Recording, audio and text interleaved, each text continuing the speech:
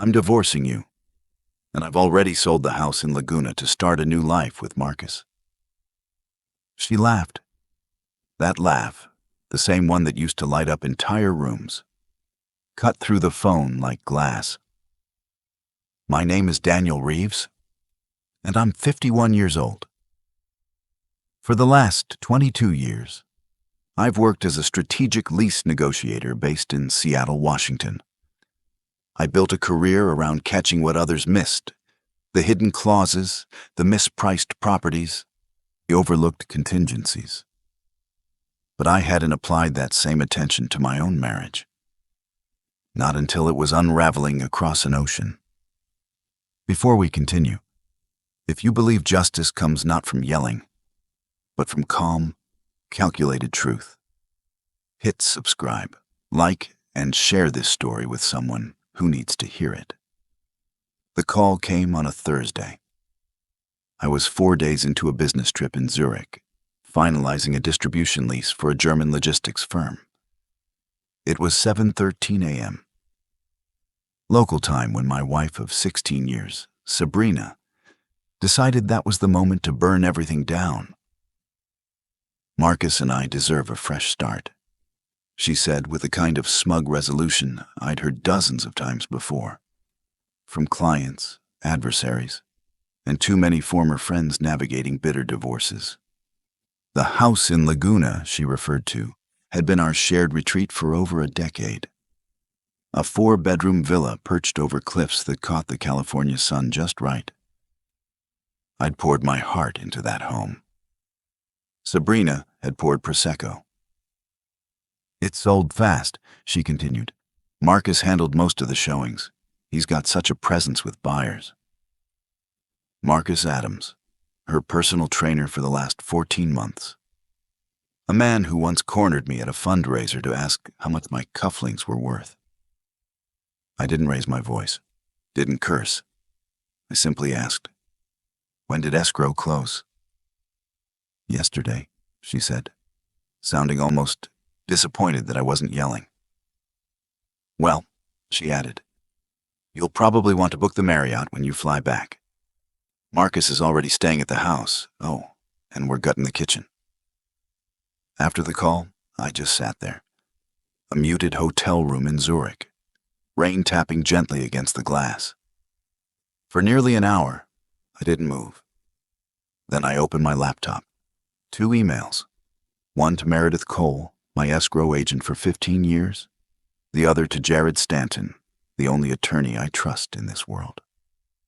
Subject line: urgent, suspected fraudulent sale, 14 Clearwater Vista. I knew Sabrina thought I'd fold, thought I'd give in quietly. But there was something she never understood about me. You don't spend 2 decades negotiating commercial properties in 4 languages across 7 countries without learning how to protect your own. And she forgot one crucial detail. You can't sell what you don't own. I met Sabrina Pierce 17 years ago at a development summit in Santa Monica. She was with a luxury staging firm, sharp navy blazer, sharper wit. She wasn't just confident, she was captivating. Within a year, we'd signed a courthouse marriage license, with my sister and her cousin watching silently from 2 folding chairs. 3 years later, we bought the house in Laguna Beach.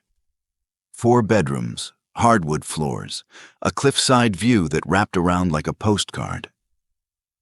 It cost nearly everything I'd saved. I remember signing the loan papers with a knot in my stomach, and Sabrina raising her wine glass that first night, like we'd made it to paradise. "This is our forever place," she said. And like a fool, I believed her.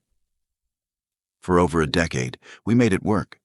She left staging to launch her own interiors brand, Sabrina Luxe, all neutral palettes and dramatic reveal shots on Instagram. I extended my business trips into weekend escapes, London, Florence, Kyoto. I thought we were evolving together. But 2 years ago, something shifted. She stopped asking about my clients, stopped waiting up when I got in from late flights. Her messages became brief, distant, Safe travels. Hope the meeting goes well. No more. I miss you. No more. When are you coming home? Then came the gym membership. She said it was for stress. 5 mornings a week with Marcus. At first, I was proud of her. She seemed energized, focused. But slowly, other signs appeared. Restaurant charges I didn't recognize. Boutique hotels near Malibu. Spa invoices signed by names I'd never heard of. I didn't yell, didn't install spyware or hire a P. I like some colleagues had when their wives started disappearing behind locked phone screens. I just watched, quietly, and I prepared. 11 months ago, during what Sabrina thought was just another round of refinancing for our rental duplex in Pasadena, she signed over the Laguna house into a living trust I'd quietly created. I told her it was to simplify asset management. She barely looked up from her phone. "You trust me, right?" I said. She laughed. "Of course." It wasn't entirely a lie. The trust does protect us from reckless decisions, from assumptions, from betrayal. I never brought it up again. Just waited. Now, with one phone call from Zurich, she'd finally played her hand. But she didn't know the game was already over. The morning after Sabrina's call, Zurich was still drenched in cold spring rain.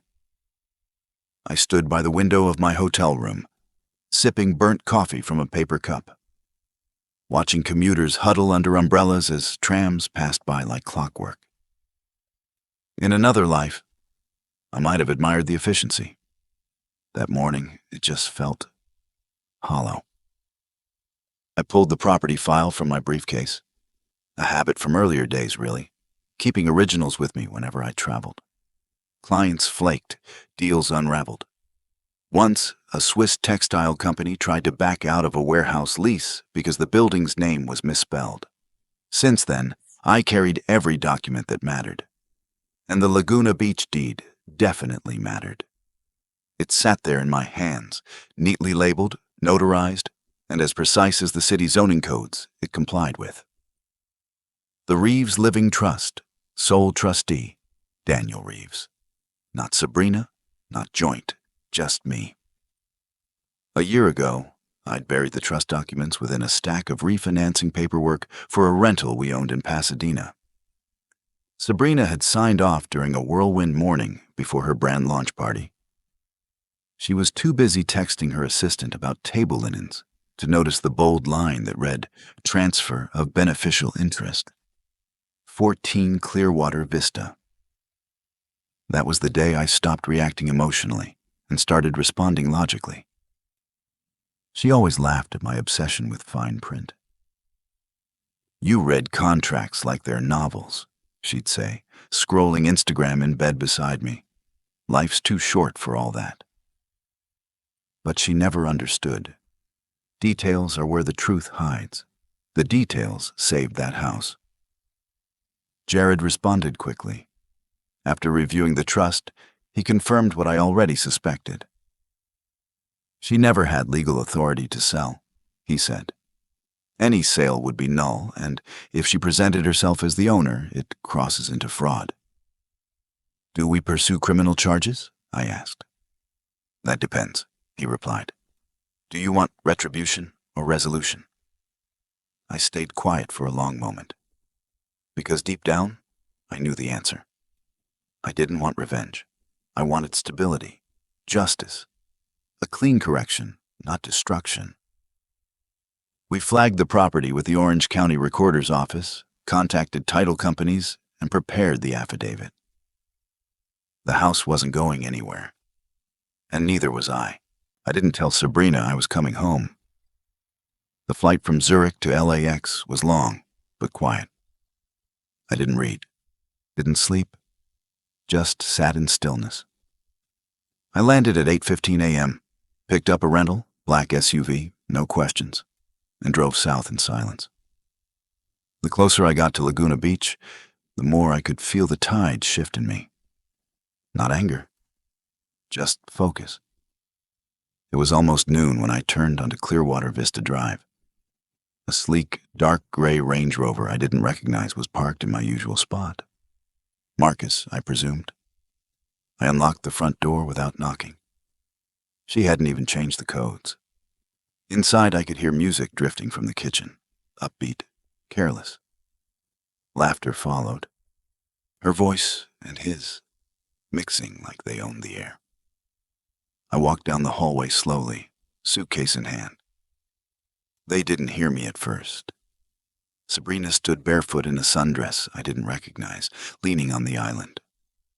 Marcus stood behind her, holding a tablet, his arm, too comfortable, draped around her waist.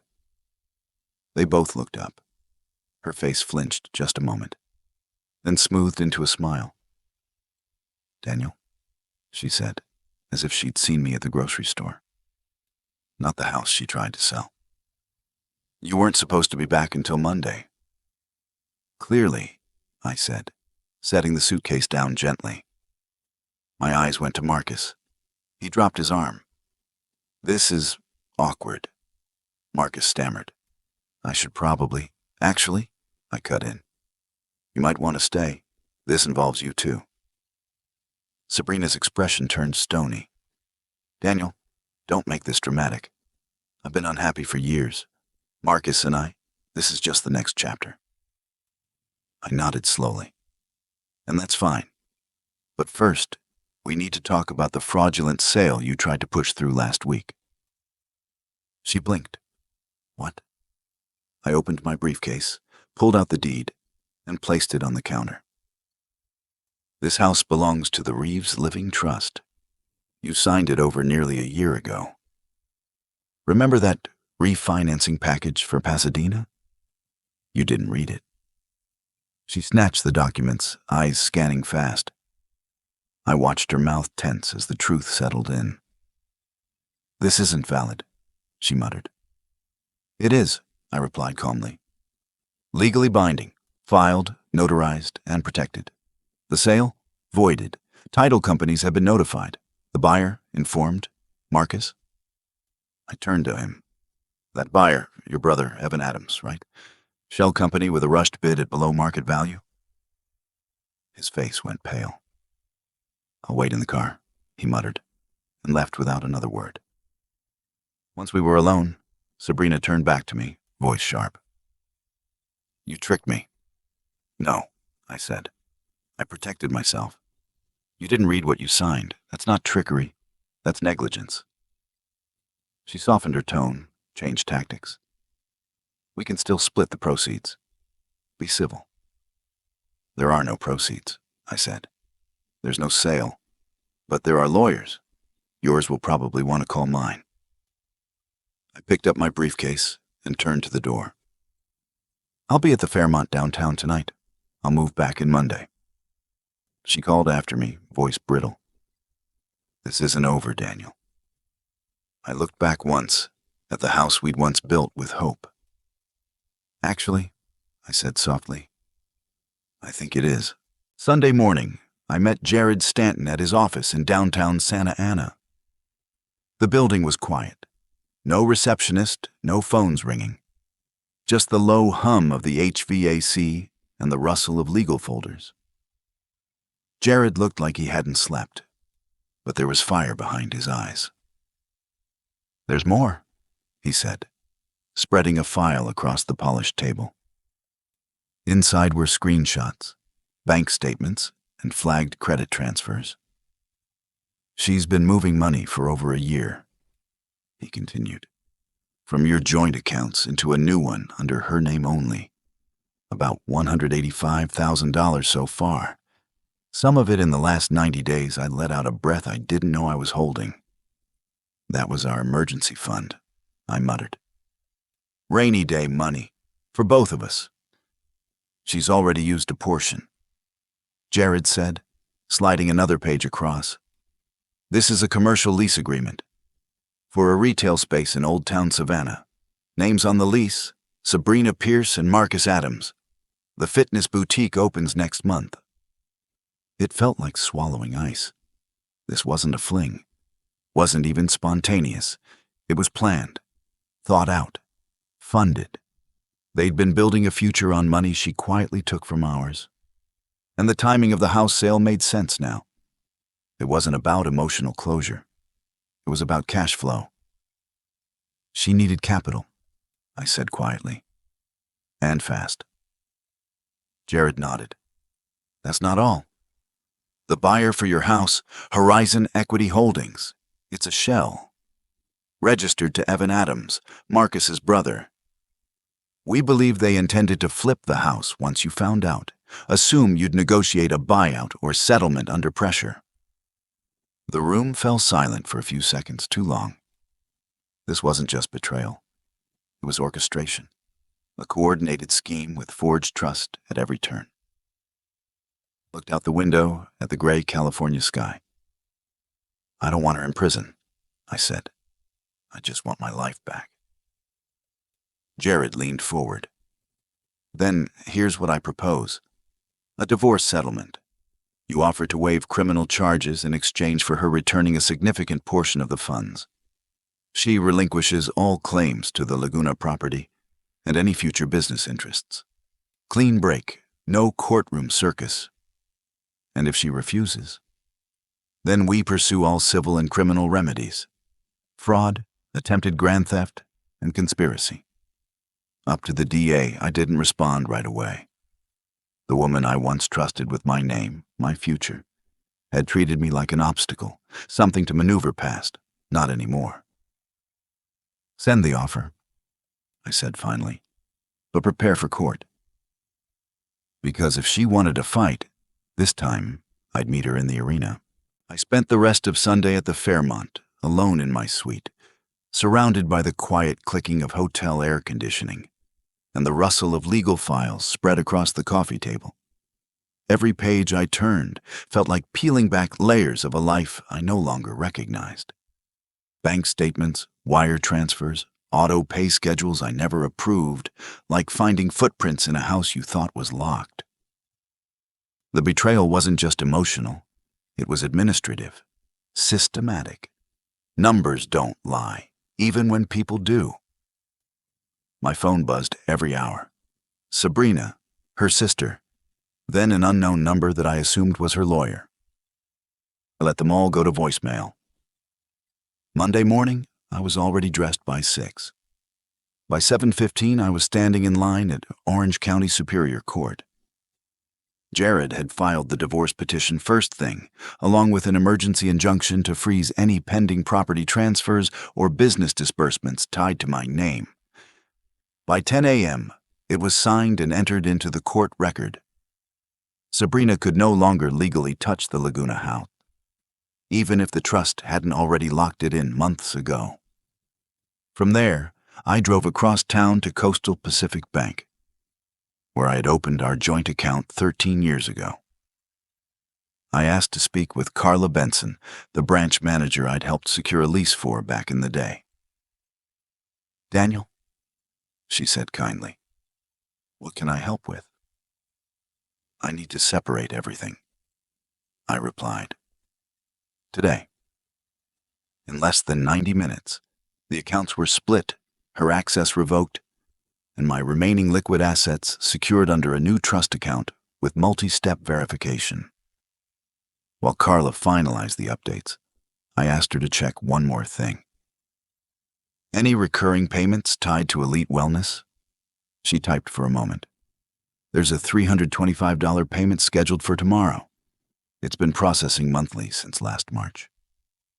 "Cancel it," I said, "and suspend all recurring charges, except utilities tied to the Laguna property."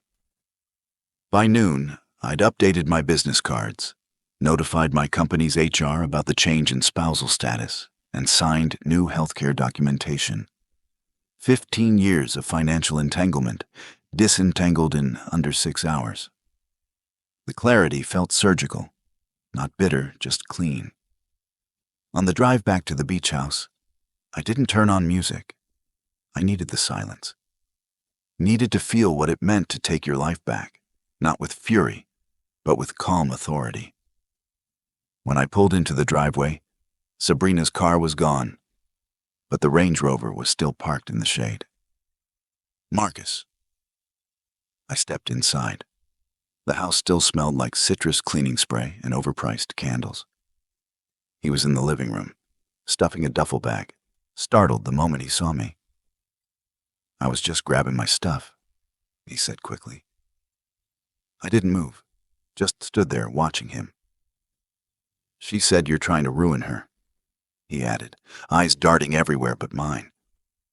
I almost laughed. "Is that what she told you? That I'm the villain here?"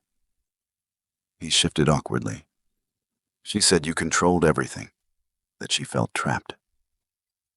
I stared at him, this man who helped her siphon my savings and tried to take my home, and asked one question. "And the business?" "The fitness studio you two planned to open with my money. Was that part of her being trapped too?" His eyes gave him away before his mouth ever could. That's when I knew for certain Jared had been right about everything. Marcus froze in place, gripping the handle of his duffel like it was a lifeline. "She said the marriage was already over," he mumbled, long before I came into the picture. I didn't bother to respond. I just watched him, this man who thought charm and muscle could replace a decade of commitment. "Where is she?" I asked. "At her sister's in Costa Mesa," he said. "She's upset. Said you're trying to destroy everything she's worked for." The irony made me smile, bitter and brief. "Destroy?" I said. "No, Marcus. I'm protecting what's mine, what she tried to steal." He shifted uncomfortably, clearly wanting to leave. But I wasn't finished. "You can tell Sabrina that her settlement offer is waiting at Jared Stanton's office. She has 48 hours to accept.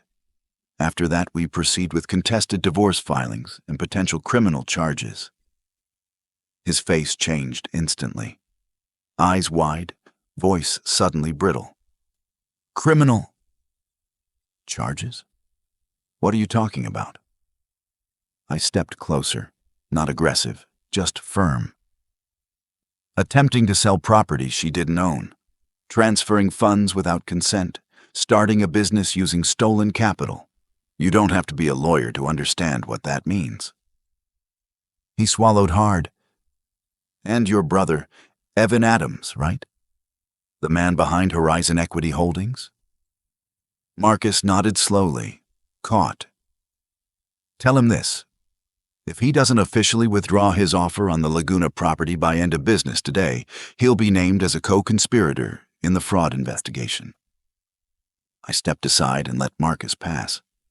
No raised voices, no threats, just facts, just consequences. An hour later, my phone buzzed. It was Jared. "Evan contacted the real estate agent. He's pulling out of the deal." "Good," I said quietly. By nightfall, I had changed the locks on the beach house. The security system was upgraded. New codes, new cameras, new control panel locked behind biometric access. I ordered takeout from the seafood place Sabrina and I once loved. Ate alone on the deck with a blanket over my lap as the wind rolled in from the ocean. I didn't feel victorious. There was no music swelling in the background. Just waves. Steady, indifferent, and eternal. But for the first time in months, maybe years, I felt safe, grounded. Tomorrow would bring more court motions, more strategy, more unraveling of a life built on half-truths. But tonight, in the home she tried to erase me from, I was whole. And that was enough. 3 weeks later, I sat across from Sabrina in Jared Stanton's conference room. The walls were glass. Sunlight poured through, bright and clinical, exposing everything. She wore a beige blazer and too much perfume, something citrusy that didn't suit her. Her attorney, a young man named Trevor Knox, sat beside her with a thick folder and nervous eyes. The kind of lawyer who looked good in photos but wilted under actual pressure. She didn't look at me. Not once. Everything since our last conversation had come through attorneys, demands, denials, half-hearted threats Jared dismantled with surgical calm. This meeting was supposed to be a pre-trial conference, but we all knew it wouldn't get that far. Jared placed 3 documents on the table and slid them forward without a word. First, the Reeves Living Trust, signed, sealed, and recorded. Second, bank records showing the systematic withdrawals Sabrina had made from our joint accounts. Third, a signed affidavit from Evan Adams, confirming his involvement in the shell company used to attempt a fraudulent purchase of the Laguna home. Trevor flipped through the papers quickly, his posture shrinking with every page. He leaned in and whispered something to Sabrina. Her jaw tensed. Still, she said nothing. Then finally, after a long silence, Trevor cleared his throat. We're prepared to settle. Jared gave a single nod. Our terms haven't changed. Sabrina returns $115,000 of the misappropriated funds. She relinquishes any claim to the Laguna house and any other trust-held properties. In return, Daniel waives any right to her new business and agrees not to pursue criminal charges. Sabrina blinked slowly, her voice emerging cold. And if I say no? Jared didn't even flinch. Then we proceed, and we turn the file over to the district attorney. She stared at him, then at me. But I gave her nothing. No reaction, no resentment, just silence. Trevor touched her arm gently. We'd like a few moments. They stepped out. 17 minutes later, they returned. Sabrina's face was unreadable, but the fight was gone.